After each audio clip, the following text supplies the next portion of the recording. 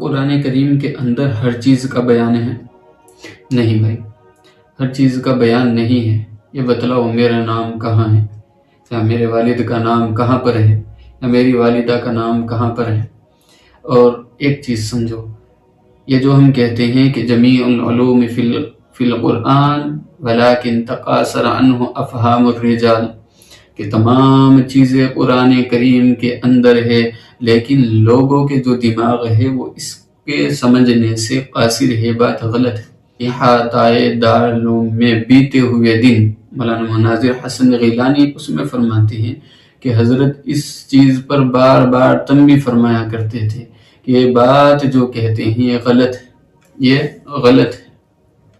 اور جو یہ شعر ہے تو اس شعر کے بارے میں حضرت فرماتے ہیں یہ کسی غبی کا شعر ہے، کسی جاہل کا شعر ہے، عقل مند کا شعر نہیں ہے۔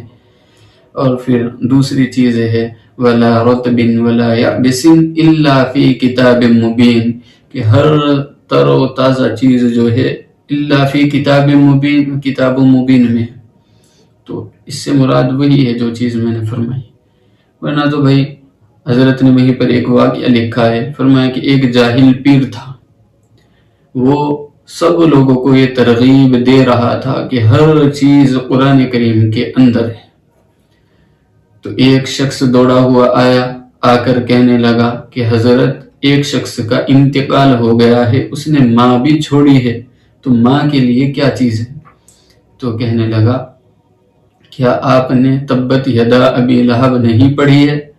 تو اس میں نہیں آتا ہے ماں کا سب، کہ جو بھی کچھ ہے وہ سب ماں کا ہے، جو بھی کچھ کمایا دھمایا ہے وہ سب ماں کا ہے۔